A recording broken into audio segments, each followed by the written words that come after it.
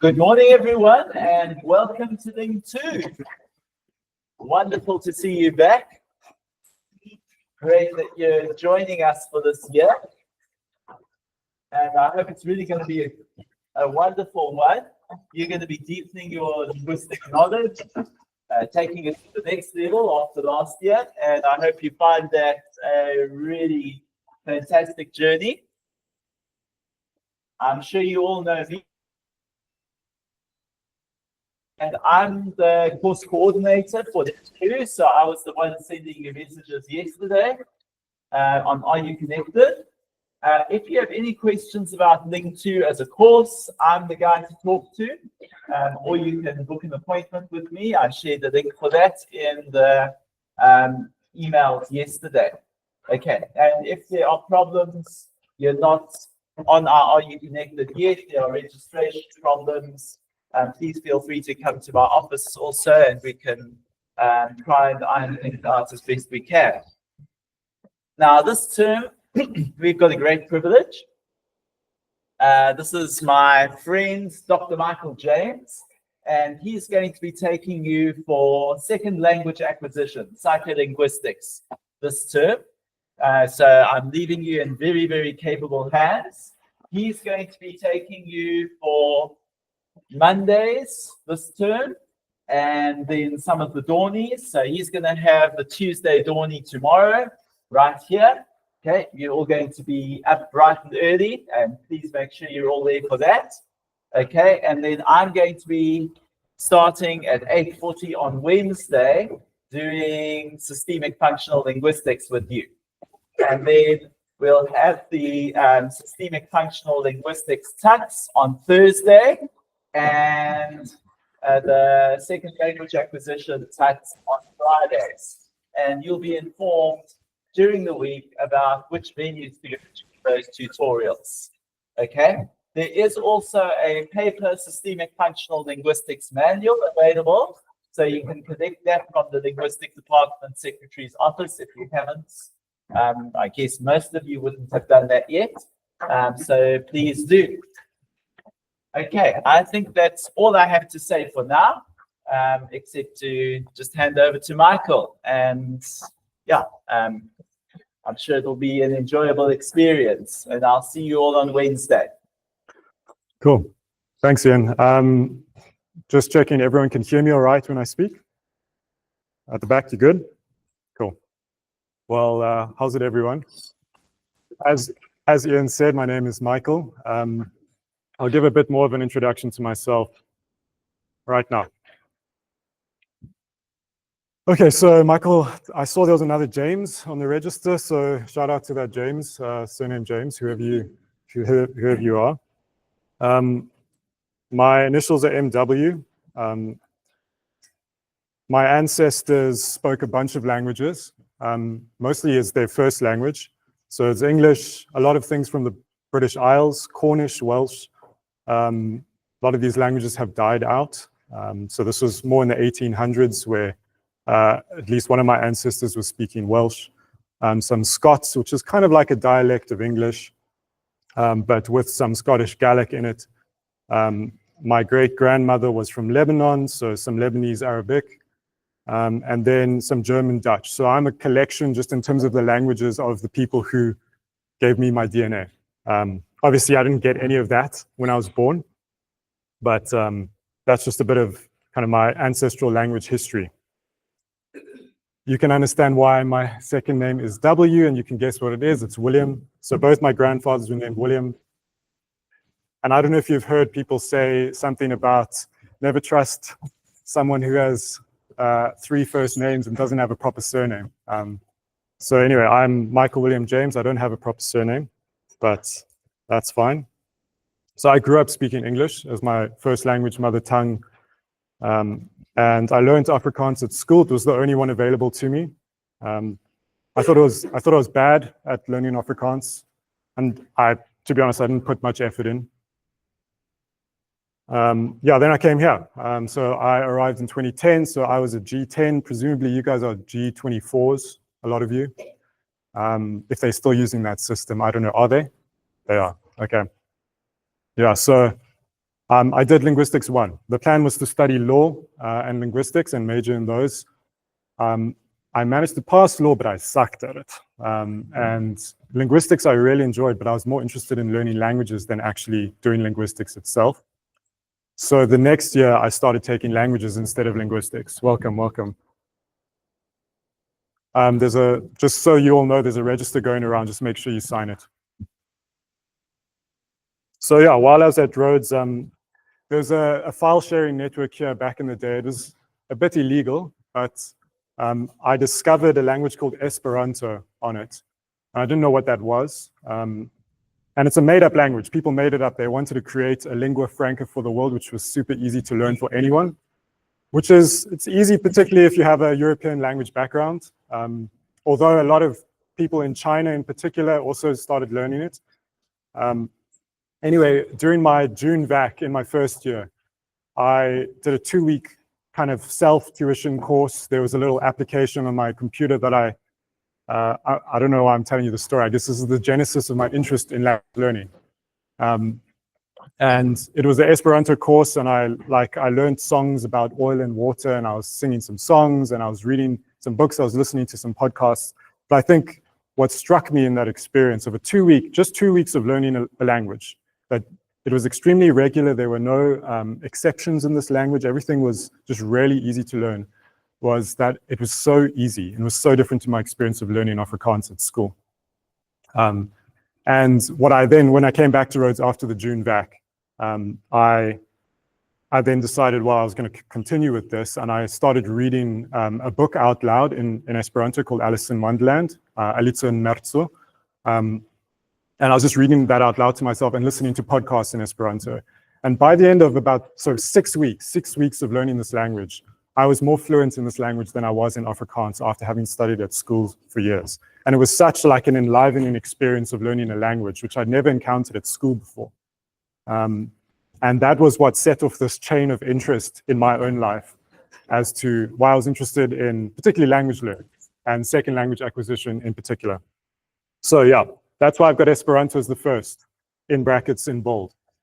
And from there, I decided to do some more. I also took Latin and Chinese as subjects here. I then went on, I was planning, it fell through eventually. I was going to go to Italy for, I think it is an exchange that Rhodes organizes. That fell through, but I was learning Italian in preparation for that. I then informally took German. I audited some of the German courses here at Rhodes. I used Duolingo Swedish back in the day. This is like 2015. And I finished that course, and I got to a point of being able to read. It was decent. Then also kind of jumping off the Italian and the Latin, I also decided to try a bit of French. So you can see it became a bit of a passion.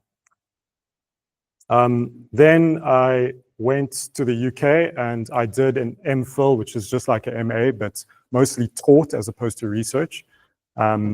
And that was all about second language education. So like all my experiences of learning languages myself, whether formally in an educational environment or just informally myself, kind of led up to me then wanting to study this process of second language acquisition formally. And then I also went on to do a PhD after that. So yeah, and in preparation for the PhD, I started learning Xhosa. This was around 2018. I became literate in it. I read the Bible in Xhosa. So I have a very strange vocabulary, but not the kind of vocabulary that I can actually communicate with people who speak it every day. So that's interesting because it shows something about my personality and how I approached learning a language, which we'll get into in this course. Some people like very bookish kind of academic modes of studying. Other people just are very intuitive. They love kind of working out the rules on the fly of how the language works. Yeah, and also during that time, you can see there's a whole bunch of Romance languages, Esperanto, Italian, French. I decided to try some Spanish as well. I was also learning Russian. This was probably around about 2020. I was really interested. While I was in the UK, I wanted to go across the whole of the Russian continent on the Trans-Siberian Railway. That fell through. COVID happened, wars happened. And most recently, I'm learning a new language. It's called Newborn. My wife gave birth 3 weeks ago to this day. So I'm pretty tired at the moment. So have some grace for me. I'm operating on less sleep than usual. Okay, so that's a bit about me, particularly my kind of linguistic or language background. There's other things about me, obviously. But if you want to have a meeting for whatever reason, I'm based formally at room 18 in the Ling department, so it's right next door to the secretary's office. And that's my email address. You can take that down. It will be on Are You Connected as well. And yeah, so your tutorials for this course for SLA will be, I think it's 9:35 or 9:30 and 10:30. And then after that, I'll have some consultation times if any of you ever have questions about assessments or specific things that you're struggling with in this course. Cool. Yeah, so just to kind of, I guess, an induction to the more administrative side of things for this course. So you need to attend this lecture on Mondays. It's always going to be on a Monday for me, sometimes on a Tuesday. Ian will get most of the Tuesdays, but I'll have the Tuesday tomorrow when you guys will come to, it's a lecture on first language versus second language learning. And one day on a Wednesday, we'll see the lecture schedule now. Yeah, so you're going to have prescribed readings on a weekly basis, so one per week, and then a set of exercises for your own learning before the tutorial. Then there's a weekly tutorial on Fridays, either period 3 or 4. And just so you know, the allocations for those tutorials will soon be up. I think Ian was saying by Wednesday. I think the registrations have only kind of concluded now. And then there'll be a weekly quiz during those tutorials. So you have to prepare, and that weekly quiz will contribute to your overall assessment mark for this module. So just, this is in the course outline on the Are You Connected course.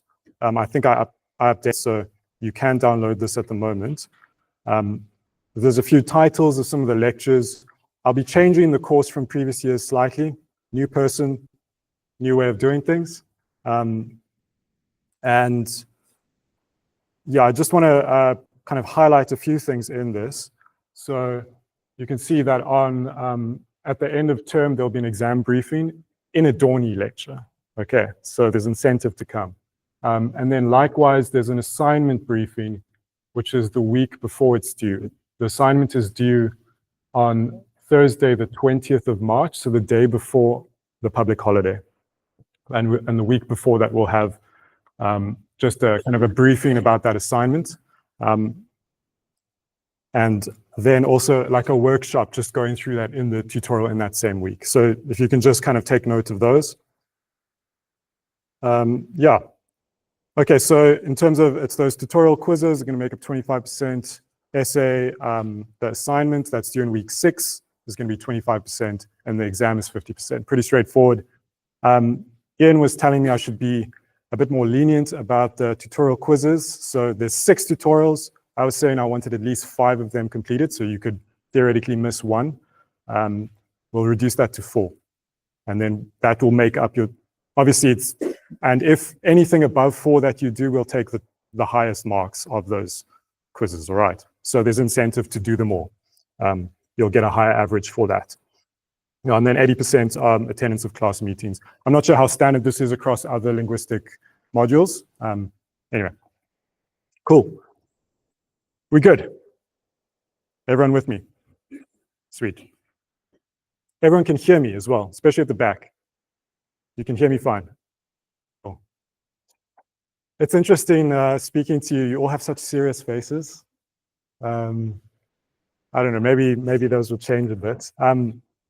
So yeah, some of the topics, just to give it in bold now, apparently you've done first language acquisition, childhood language acquisition in first year. So we're going to be looking at that in relation to now second language acquisition.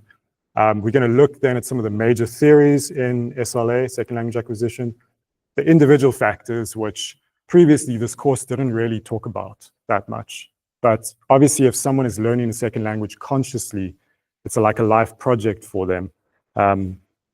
Often the individual is the thing that makes that thing happen or not. So the individual factors in language learning, second language learning are super important. So I want to focus in on that a bit more. Then the social factors, and obviously everyone's socially embedded, and there are no individuals who are living on an island in the middle of the ocean. So the social side of things is super important in SLA as well. Similar to what we'll look at when we're comparing first language and second language acquisition, we're going to focus more in on the effect that your first language has on second language learning. So that'll be a separate topic. Kind of, we're going to dial a bit deeper into the effects. But there's language transfer or linguistic transfer, both positive and negative, that we'll be looking at, as well as a few other things. Then another thing that wasn't in the course, but I want to bring into it is, and I'm not sure how many of you, like in another lecture, I'll be asking your motivations for why you're studying linguistics. It's a bit like, it's maybe a bit random. Not many people do it. And I'm probably more an applied linguist than I am a linguist. And what that means is, obviously the applications of linguistics particularly are relevant to education. So instructed SLA is the process of instructing people to acquire a second language, or there's a pedagogical kind of approach that is required for SLA if you're going to be teaching it in a place like school or university or in a language institute or however. So we're going to be looking at that too, some of the methodologies of language teaching. And then this is, I guess, related to SLA and looking at bilingualism and trilingualism, if we have time, trilingualism. Cool. And then a bonus lecture, which I think will just be super interesting. Language, obviously, as you're all aware, you're university students. It's been a few years since ChatGPT was launched. And I don't know if any of you have tried ChatGPT's voice mode, but that thing is amazing. If any of you are learning a foreign language in particular, you can use that as your personal language tutor. So like, what is the future of language learning in a world where machines have managed to kind of decode and manipulate language in ways that seem supernatural? So that'll be right at the very end. It'll probably be a Dorney lecture. I don't know if that sounds interesting. We'll see if you guys come. Cool. So you might be a bit confused. I was when I got contracted to do this lecturing. What is actually the course title? Is it psycholinguistics? Is it SLL, second language learning? Was it SLA? It's any of them. It's all of them. I'm going to just refer to it as SLA. So you guys can use whatever you want, but as far as I'm concerned, this is a course on second language acquisition. Okay, so just a little bit. Let me check my time. What time do we finish? Can someone just, sorry? 10 past 12, okay, 10 past 12, cool. So I've got about 25 minutes, all right. So the difference between learning and acquiring language. So people often say that acquisition has more to do with kind of, there's a passive thing through exposure, and it happens to you as opposed to you actively trying to make it happen. And it's linked, so if you acquire a language, that has a lot to do with whether you actually are able to competently communicate in that language. But then learning is more just the behavior of doing the things that will hopefully make you acquire the language, right? So it's not necessarily being able to use it fluently or proficiently. Yeah, so, and I guess SLA, even though I'm using second language acquisition and focusing on the acquisition, that's the more fundamental thing, right? You can learn something and actually not remember anything or forget it. But if you acquire something, it's kind of deep within you. And so that's the more fundamental thing. That's what we're going to talk to. But I just wanted to kind of put out there, there's learning and there's acquiring. And we're going to be looking at both of those things. The learning, particularly in the more educational, applied linguistic aspects of SLA. Cool, so just a bit of terminology so we have things straight. First language, and that includes things like mother tongue, home language, native language, primary language, main language. There's lots of words that they use all around the world for first language, but it's just the thing that you learned pretty much as a child from your youth. And a second language is acquired. So a second language, I don't want you to be confused. Maybe you've already done this in Linguistics 1, but second language includes the sense of third, fourth in a super multilingual society, people have learned lots of second languages. So, but it's after the first one. That's the main thing you need to think about. So whenever I use L2 or second language, it includes the sense of L3, L4, et cetera, et cetera. Foreign language, obviously, that's something outside of the borders of where we are currently. The previous make of these slides has a few things there, no practical or immediate use. Maybe like learning German in South Africa, there's a very small number of German descendants here, but they all speak English or Afrikaans or other languages. So there's not much practical use here to learn it. So it would be a foreign language. And then target language is also something we use within SLA. You'd often talk about a person's target language. So that's not necessarily the L2, it could be L3, L4, whatever, but it's just the target language of learning. Okay, so a few other terms which maybe will come up. Multilingualism, simultaneous multilingualism is when a child learns more than one language at the same time. So they have maybe two L1s, maybe three, depends on the circumstances. Sequential is when you would learn an initial L1, and then maybe at a later stage after puberty, you would learn an L2, and so on. So just simultaneous happening at the same time, sequential, one after the other. And so, yeah, you can totally have two L1s. Maybe some of you do. We'll check now. And yeah, when you do, that often affects the way that you communicate. And contextually, like if you're talking to your parents, maybe one parent has a certain language and speaks to you in that language, and you'll speak to them back, but you have another dominant language, so you'll code switch or trans language or whatever you call it. So having two L1s or three affects kind of how you do things. All right, can you take out your phones?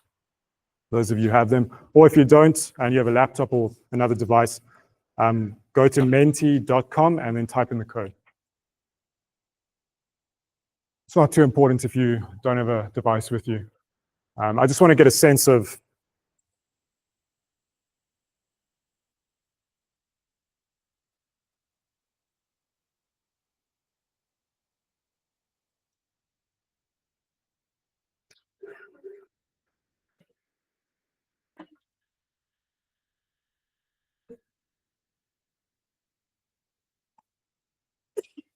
okay, so I see 6 thumbs up. I don't know how many people here, maybe at least 50. So I'm keen to get, okay, we've got 11.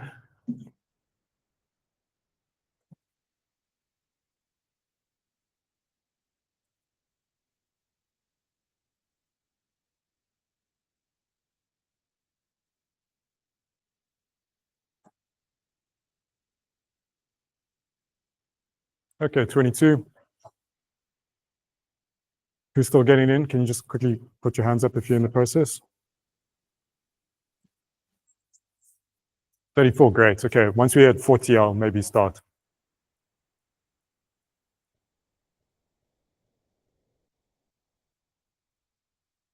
Okay, those of you who haven't joined, you can join next. So it should now, I want you to pick your first language. And if you have more than one first language, you can please pick the most dominant, the one that you're strongest in, or the one that's just the main one that you learned.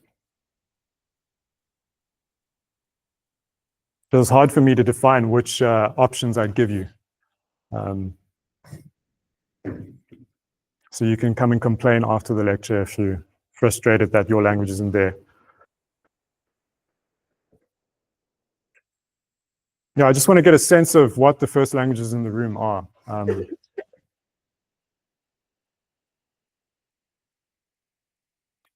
Cool, so we've got almost 20 plus speakers, first language speakers. We've got a tie between isiZulu and the Sotho group languages and English. Got one other or foreign language, one Afrikaans, first language speaker. Okay, cool. Let's move on to the second one. So as a teenager or an adult, what languages have you learned? Language, singular or plural, have you learned as a second language or additional language. And also importantly, I don't want you just, if you like maybe learn Japanese for 2 weeks in Ling 1, that doesn't count, okay? Like something that you reach the point of actually being able to communicate with first language speakers in that language, right? So if you learn maybe Afrikaans at school or something like that, and you'd be able to hold a conversation. It doesn't have to be brilliant, but yeah. Okay, so what have we got? English is there a lot, Afrikaans is there, also some other South African languages, a couple kind of large European languages there. No one with Mandarin Chinese. Okay.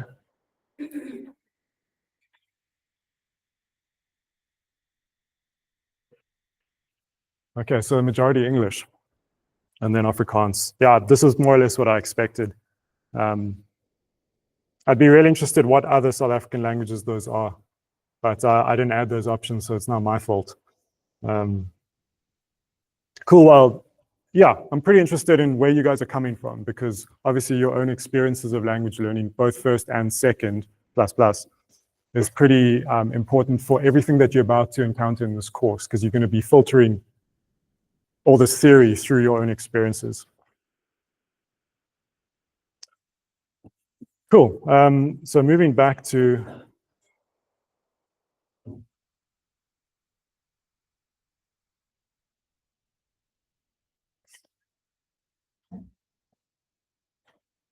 the other slideshow. Yeah, so in the next little while, I'm going to just talk a bit about some of the main SLA theories that are out there. We're going to go into more depth soon, but so like, I don't know if you guys have encountered other things, maybe in other subjects, certainly in linguistics. There's many ways to look at language, right? And similarly, there's many ways to look at second language acquisition, which is language, but it's also other things. And so, I mean, there's this maybe a nasty idiom that there's lots of ways to skin a cat. There's lots of ways to do a thing. And SLA is no different to figure out how you would like compartmentalize it. What are all the elements that make up this phenomenon, right?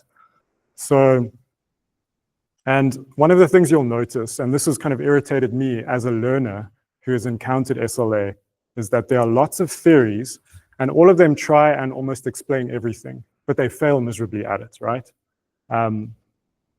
Yeah, so I think I want to foreground that to you now. As we look at these theories, I want you to see how each of them is relevant, but not necessarily helping explain the whole thing of when a person learns a second language, right? So, and part of the reason why there are lots of theories and none of them manage to give you a broad explanation is because it's at the intersection of multiple like complex systems. There's lots of elements, and to try and get a grand theory of all of them is really difficult, maybe impossible. So, for example, it's at the intersection of language itself, and there's multiple perspectives here, as you've encountered in linguistics, and you will continue. So like the course that Ian is doing, SFL, Systemic Functional Linguistics, that's one way of looking at language and linguistics, but they are completely different ones. So there's usage-based ones, which look more at the frequency of language use. There's more sociocultural ones, which focus on kind of scaffolding and mediation and how people communicate within social contexts. There's ways, I guess, which focus on the universal grammar, which you would have encountered, and like the innate language structures that people have kind of in their brains. So there's lots of ways of looking at language. So language itself is complex. So you can just imagine now you have a theory of SLA, and you have to select one of those things when you're talking about the language element of what a language is, right? Then there's also the more psychological component, and that's where you get acquainted with individuals, and individuals have their own psyche. There's all sorts of individual differences. So that's a term that will come up quite often. Maybe taking psychology as well, you'll know this term then. Individual differences are profound. Everyone is super different. So your own personality, your cognitive profile, you know, things that you might be really quick at remembering things, or you might be very good at like visual memory. Everyone's different, right? Then also motivations, and there are so many reasons why people learn languages. And that just depends on the individual. Yeah, and then people also have their own linguistic history. So like we saw now in this in the Mentimeter thing, like you guys all come from your own specific linguistic backgrounds. So, and that will affect SLA because you will bring things from your first language or languages into your second language learning. Then there's obviously the more sociology of language side of things with the sociolinguistic and the social contexts. Whether you live in a monolingual society, for people who live in monolingual societies, SLA is flipping difficult. So if you learned English as your first language and you live in the USA, learning Spanish is like the hardest thing in the world. And most people are not successful, even though they learn it in school for years, right? But then if you live in, let's say, in Germany or in France, it's completely normal to learn like 4 different foreign languages and become proficient in those. So it's completely different in different circumstances. And so that affects then how SLA occurs. Because if you've learned 3 and now here's a 4th language coming along and you want to learn it, you're like, oh, easy, I've done this. I know the process. I've experienced it multiple times. It completely transforms your experience of learning. I see some nice sleepy people at the back there. Okay, cool. And then the other one would also just be education. Obviously, there's an educational component, like what we're doing right now. You guys are not learning skills necessarily right now, but you are learning knowledge. And language learning is obviously more in the skill. It's something that it has to become like automatic for it to become fluent. And that takes place in different contexts. So like it could be informal learning where, I don't know, you just with your friends who like live in your neighborhood and they speak different languages, you speak different languages, and you're just learning all from each other. So that could be one way in which you'd informally learn. And they'll also call that naturalistically. But then there's also formal learning ways, and we'll get a bit into that. So if you can just see, so there's at the intersection of all these things, SLA is there. So it's really difficult to build a grand theory, right? Do you guys kind of get what I'm saying? We good? Cool. Okay, so the behaviorist, which I think you've encountered in first language acquisition, is not too relevant to second language acquisition. In the previous incarnation of these lectures, it was focused on a lot, but I think it was pretty roundly debunked that we learn languages as children just because there's a stimulus, so there's sounds we hear, then there's like a response, and then there's reinforcement as people like tell us, no, you're saying it wrong. And I guess their view of how language learning occurs is that you're just hearing things, you have reason to want to communicate, so you then using the things that you think refer to what you want, whether it be milk. That's particularly relevant to me in my life at the moment with a little baby. But that actually just doesn't work in explaining how then people learn languages, because very soon they are starting to do things that they've never heard. And then in the similar way for second language learning, you also, like part of what I guess behaviorism would require is that you would hear the entire like vocabulary and grammatical structures of the language. And only once you've heard everything enough times would you be able to internalize it and use it. But that's not the way how people learn languages. We have some ways of inferring the language rules. And that's, I guess, the universal grammar Chomsky kind of approach to things. So there's innate grammar structures and kind of knowledge that is above the specific language, and that it's present in our brains. And that does affect second language learning as well. We do have that, but it's not as relevant. Still, some people have tried to like make their bread and butter through applying an innatist or Chomskyan view on second language learning, which I think the time has passed for this as being particularly relevant for second language acquisition. Then there's more cognitive people involved in this, DeKeyser, McLachlan, Anderson, and so you can kind of see here, now this is not when they're making a broad claim, they're just saying that what SLA is, it's in effect skill development where it gradually becomes something that you explicitly learn, gradually becomes automatic to you. So moving from what you'd call explicit knowledge to implicit skill or implicit knowledge. And so that's kind of their focus, that's how they frame what's going on. Then there's also more input-based theories which focus like obviously for you to learn a language, you need to be exposed to a whole lot of that language. So if I were learning Mandarin Chinese, I would somehow need to get some input. And so there's theories which kind of talk about, well, what kind of input would that be? How much input would that need to be? And that's their focus. They telescoping in on specifically input. And Stephen Krashen, you may have encountered him. He got a bit internet famous.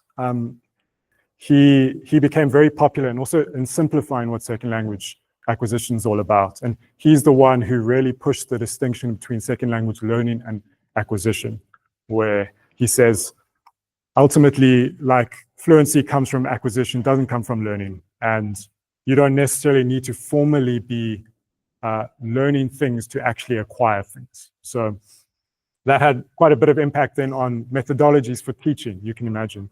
And so like all of these things that I'm presenting to you now, these major SLA theories, have implications for how people try and teach second languages. And we'll get into that later on in the course. So I guess in the 90s, from the 90s onwards, there was something what they called the social turn in linguistics, where suddenly everyone was really interested in explaining linguistic phenomena, so like language learning, in terms of what's happening socially between people. And obviously it's super relevant. The fact that they were just focusing on brains, like in a vat, learning languages prior to that, is a bit weird, that they were so constrained in their vision as to what language learning was about. But at the same time, it also, you can focus on the social side of things to the exclusion of the other things. And, you know, there's also been others, so usage-based, which is one of the ways that language is learned is from just the frequency of encountering it and recognizing the patterns. And this is somewhat similar to the behaviorist view, but with some important differences. And it obviously came many years later, so it was able to build on some of the mistakes. So, and then the final one, which just focuses more on the sociolinguistic circumstances of second language acquisition, where people's identities, group identities, individual identities, and the social context kind of are what drive language learning. So for instance, if you're an immigrant, I remember reading a paper, which I think was about South American immigrants to the USA and to Canada specifically, actually. And part of the reason they were learning English was because they felt that they had to, and they also wanted to be able to participate in the culture that was going on within English. I mean, you can maybe see overlaps in South Africa as well, but that was the main reason. It was there was like these social motivations that were profound, and also the social interactions. Maybe in this specific paper, they were talking about the inequalities of power between people, was what, as it were, gave the scaffolding for how second language acquisition took place. So it took place in certain circumstances between certain people, certain unequal power relations. Anyway, so there's lots of ways of looking at this. That's, I guess, my point. Some of them are good. Some of them are not that great, like the behaviorist one isn't that relevant, arguably. But all of them help kind of talk about specific elements of second language acquisition. So a few key takeaways, and so we'll be ending up soon. Is it 20 past? Okay. I'm definitely going to finish early. I thought I'd take a lot longer. So some of the theories, as I was saying, are, you know, a bit too focused in on one thing to the exclusion of others. But often that has happened in interesting ways. And this is the nature of how scholarship moves forward, is that, you know, people have an idea about, like, oh, there's this phenomenon, how does it work? They've got maybe a very wrong idea, but they're getting some of the things right. And then they move forward with that, and other people are like, yeah, I can see what you're talking about. And then a theory develops around that. People publish papers, blah, blah, blah. And then science moves forward. People realize, oh, okay, we've done a whole bunch of other tests. We actually understand now how first language acquisition works. It doesn't work like how the behaviorists were hypothesizing. And this is why, and they provide good proof. But just simply having the behaviorist viewpoint helped people like scaffold, as it were, the ideas for how they can build on the theories to get better ones, right? So that's kind of what I want to highlight to you as to all these different things. There are lots, and I just gave you an overview of some. I've kind of lumped some together as well. But just think of it in those terms, that even the ones that are wrong are useful.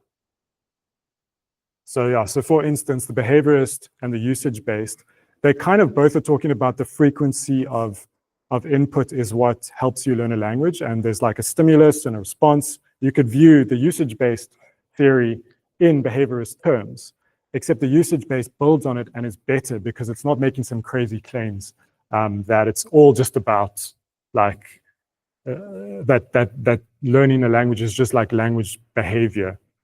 It's more than that. There's other stuff going on. Yeah, so I've kind of already said that. Yeah, and I think like one of the takeaways, and this will also highlight to you what we're going to be doing in the rest of the course. We're going to be looking at some of these theories in more depth, but at the same time, we're also going to be dialing deeper into what makes individuals learn languages.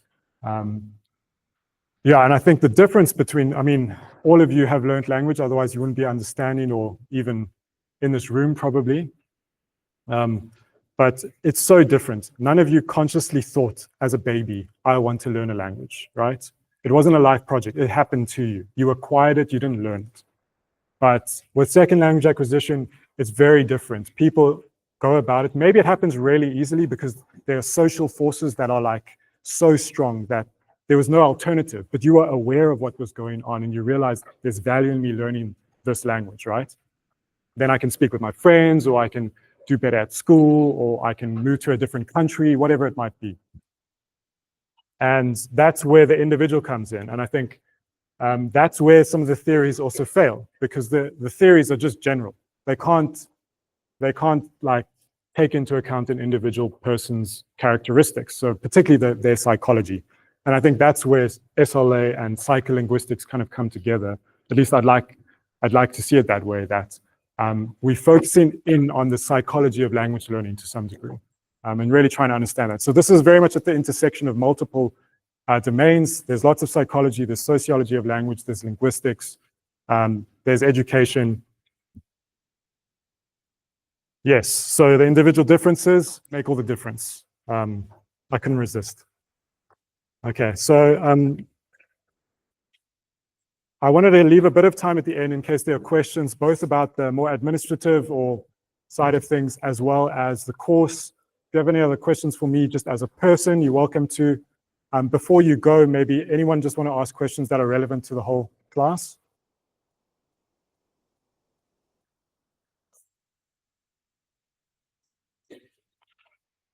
Okay, cool. So on Are You Connected, just keep tabs. I'm sure a lot of courses that you guys are taking are maybe gradually putting things up, but you will be receiving, I think, updates from Ian. And stay tuned for tutorial allocations. Otherwise, I'm going to see you tomorrow morning at 7:45. And so the lecture topic, you don't need to read anything for it. And you're going. Welcome.